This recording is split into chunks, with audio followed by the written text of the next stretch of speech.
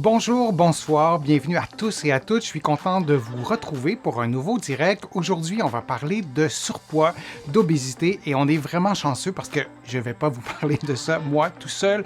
Je vais vous parler et on va vous parler de surpoids et d'obésité.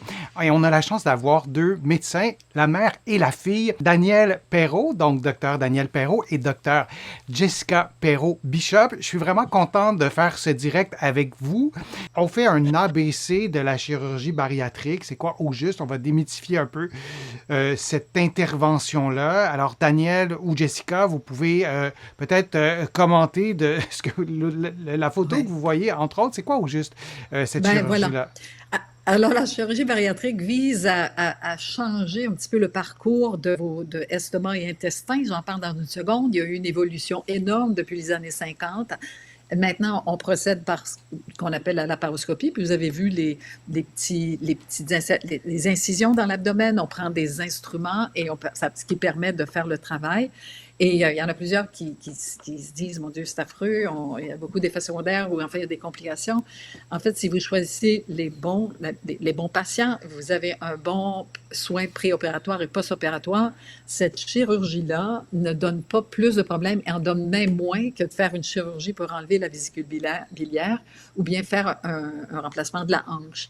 Alors, c'est devenu il y a plus d'experts qui ont pris beaucoup évidemment d'expérience, je me répète un peu, et donc, ça devient une chirurgie pour les personnes pour lesquelles tout est un échec et on se retrouve à avoir vraiment des impacts importants pour la santé.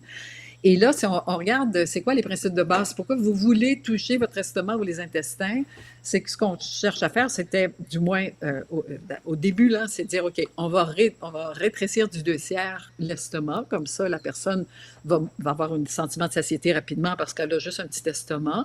Deuxièmement, la partie d'estomac qu'on enlève, on enlève la partie qui produit la gréline, on en a parlé précédemment. C'est des cellules de l'estomac qui produisent cette hormone qui envoie un message au cerveau comme quoi on a faim. Alors, si on enlève les grélines, on enlève cet influx d'informations pour dire, écoute, j'ai faim, il faut manger. Donc, troisièmement, on faisait ce qu'on appelle des bypass, c'est-à-dire qu'on dit, OK, tu manges, puis c'est difficile de contrôler, ou enfin, il y a une très grande charge au niveau de la nourriture. Et donc, on va faire un bypass, c'est-à-dire on va connecter, si vous voulez, les petits intestins beaucoup plus loin. À ce moment-là, on va moins absorber des glucides, des lipides, etc. Or, je vous Donc, raconte une petite... je vais Oui. t'interrompre, Daniel, juste pour bien comprendre. Donc, normalement, l'estomac n'est pas directement relié au petit intestin. C'est ça, on change un peu le circuit, c'est ça? On change de circuit. Alors, c'est ça. C'est-à-dire que dans les chirurgies plus traditionnelles, ce qu'on s'est dit, c'est bon, on a déjà fait la première chose, couper l'estomac puis enlever les grillines, mais là, on a besoin vraiment de faire en sorte que ce qu'on mange, bien, qu'on ne l'absorbe pas. Alors, on coupait cette surface de possibilité d'absorption en faisant ce qu'on appelle le bypass, c'est-à-dire il y a plusieurs différents types de chirurgie. Vous en avez des pages, vous en avez plusieurs, mais une qui se faisait, c'était vraiment à partir de l'estomac.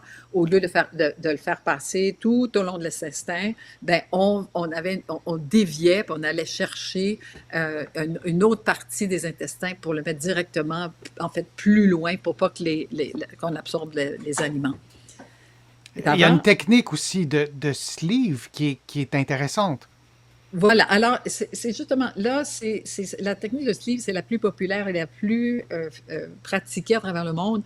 Mais l'anecdote est intéressante, c'est que un jour, un médecin qui s'est beaucoup intéressé, un médecin québécois, Michel Gagné, qui s'est intéressé à la chirurgie la moins invasive possible. C'est lui d'ailleurs qui a lancé cette possibilité de faire des instruments qui fait en sorte qu'on ne coupe pas un gros abdomen, mais qu'on puisse travailler sur ces structures-là sans trop de dommages. Et donc, il est en train d'opérer une patiente et a commencé à faire, en fait, justement, enlever l'estomac ou les 2/3 de l'estomac et n'a pas pu poursuivre pour faire le bypass. Et là, la patiente, il y a eu un problème, il a fallu la réveiller, puis là, ils se sont dit, bon, on n'a pas complété la chirurgie. Mais ce qui s'est passé quasiment dans les jours suivants, c'est qu'elle a commencé à perdre du poids, elle a commencé aussi à réduire son niveau de sucre dans son sang. Et on s'est rendu compte qu'en faisant une telle chirurgie qu'on appelle sleeve, comme une chemise, on stimulait la fabrication par les cellules des intestins de notre système intestinal Donc, on stimulait la fabrication du fameux GLP-1, c'est le produit actif de l'Ozempic. Donc, d'une façon chirurgicale, on stimulait la formation de GLP-1 qui a contribué donc à agir sur le fameux vidange de l'estomac, sur la faim et aussi sur le pancréas pour faire en sorte que le diabète était contrôlé. Alors, ça a été assez spectaculaire et des diabétiques d'une histoire en bas de 10 ans peuvent vraiment repousser leur diabète de plusieurs années en ayant cette opération-là. Intéressant. Et Oui. il y a parfois, malheureusement, pour ceux et celles qui en ont besoin, une attente aussi pour avoir une telle chirurgie. Oui, en fait, ça dépend des pays et des systèmes. On sait qu'il y a des pays qui donnent plus de services que d'autres. En Allemagne, entre autres, surprenamment, il y a plus d'obésité en Allemagne, mais c'est peut-être parce qu'il y a toutes ces habitudes de prendre de la bière. Mais il reste que selon les pays qu'on regarde, il y a un appui du système de santé du filet social.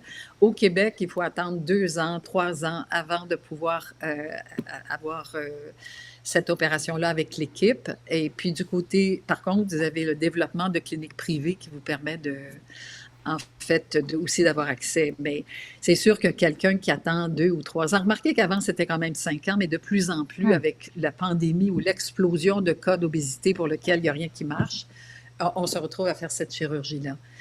Ce qui est intéressant, c'est qu'avec l'arrivée d'Ozempic et de ses petits cousins, est-ce qu'on va avoir moins besoin de faire la chirurgie? Et ça sera à un moment donné à voir avec les techniques chirurgicales qui vont être développées, puis il y en a des nouvelles, où on dit, bien, écoutez, faites la chirurgie, ça coûte 10 000 et puis vous avez à vie, vous avez réglé votre problème à vie, alors que pour les médicaments, ça fait des coûts faramineux dans les 20-30 prochaines années, si vous suivez cette approche-là. Alors, Daniel, il y a Annabelle qui a une question justement sur les 2 thèmes. L'Ozempic à vie, est-ce qu'on doit le prendre même si on a une opération bariatrique? C'est la question d'Annabelle. Non, c'est ça. Alors, c'est une très bonne question parce qu'on agit, surtout le sleeve, sur la même chose. C'est-à-dire qu'on a le fameux acteur, le champion, la vedette, là, c'est le messager qui est le GLP-1. Et donc, l'Ozempic, c'est un agoniste. C'est comme si on faisait une copie finalement de cette molécule naturelle. Et donc, on n'a habituellement pas besoin d'avoir les deux. C'est l'un ou l'autre. Et parce qu'on agit vraiment, on va vraiment chercher l'acteur qui va faire la différence. D'accord. Ben, merci pour ces informations sur l'ABC de la chirurgie bariatrique. Je vous remercie beaucoup d'avoir participé à ce direct. Merci Daniel, merci Jessica d'avoir répondu aux questions, d'avoir été si dynamique et si pertinente. J'espère que vous avez aimé l'expérience et qu'on pourra la refaire. Donc, merci à vous aussi, les internautes, d'avoir été là, d'avoir posé vos questions. Et je vous dis à une prochaine fois, à une prochaine vidéo et à bientôt.